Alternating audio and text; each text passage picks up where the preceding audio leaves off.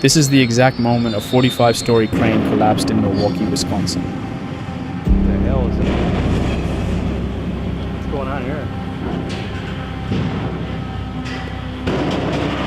Okay, watch it, watch it! Shit! It took just 14 seconds for the machine known as Big Blue to shatter into pieces. The collapse sent 3 veteran ironworkers falling 200 feet to their deaths instantly. On the surface, it looked like an unavoidable accident caused by a sudden gust of wind. But because a federal safety camera was rolling, investigators had the ultimate proof. And when they dug through the wreckage, they uncovered a disturbing chain of corporate negligence.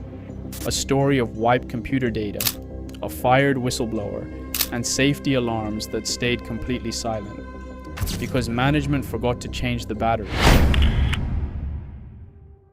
The Milwaukee Brewers needed a new home. Since the 1950s, the Major League Baseball team had been playing at the outdated Milwaukee County Stadium.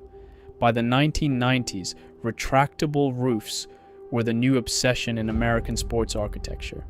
Milwaukee made a bold decision: build a state-of-the-art stadium that could withstand the unpredictable Wisconsin weather. The project was named Miller Park, a name secured through a $40 million naming rights deal with the Miller Brewing Company. Ground broke on November 9, 1996. It was designed to seat 42,000 spectators. The specifications were luxury grade: 70 luxury suites, 550 television sets, 2,000 speakers, and 66 restrooms. The total budget was a staggering $392 million. This massive undertaking was managed by a joint venture of 3 major construction companies: Hunziger Construction, Clark Construction, and Huber Hunt Nichols. They hired 80 main contractors, who in turn managed roughly 200 subcontractors on the ground. Holding the most critical contract on the site was Mitsubishi Heavy Industries America. Mitsubishi was hired to build the stadium roof and design its mechanical drive system. This roof was unique. It was the only fan-shaped convertible roof in North America, engineered to fully open or close in less than 10 minutes.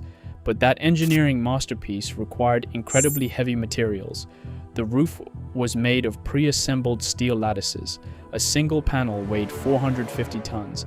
It was 120 feet wide and 76 feet high. To lift pieces larger than a commercial airliner, Mitsubishi leased a machine from Lamson International Limited, an industry leader in heavy lift cranes. Lamson delivered Big Blue, a 45-story transi-lift, heavy lift crawler crane capable of lifting over 450 tons.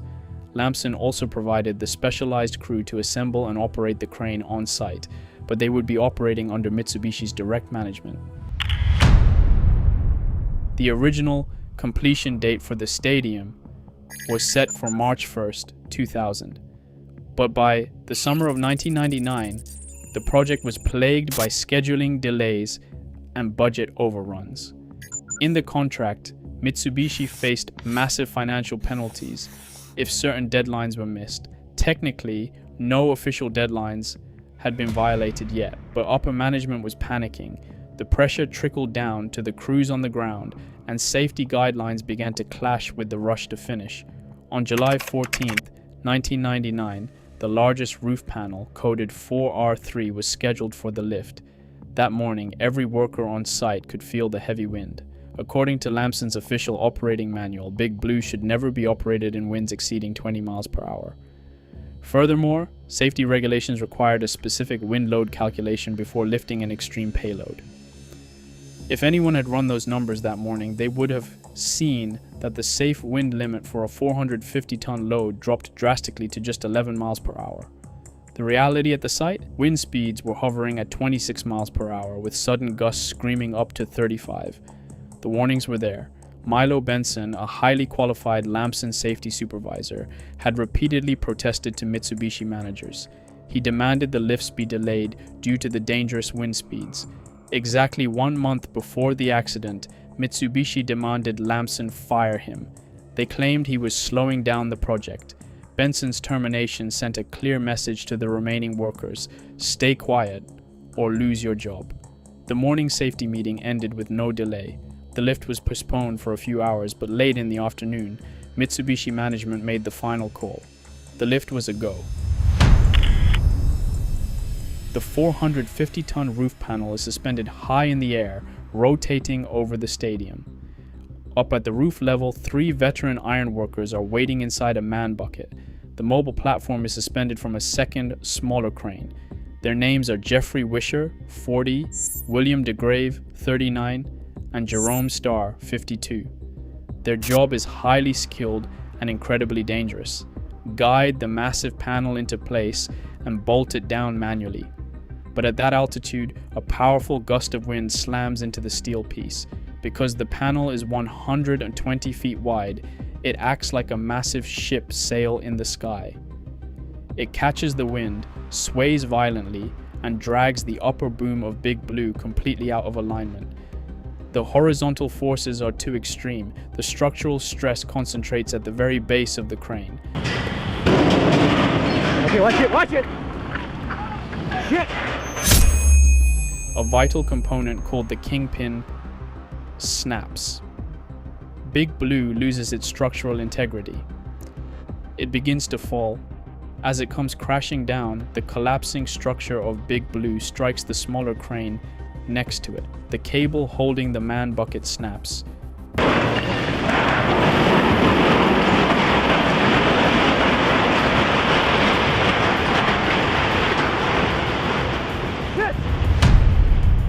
Jeffrey Wisher, William DeGrave, and Jerome Starr fall more than 200 feet. They die on impact.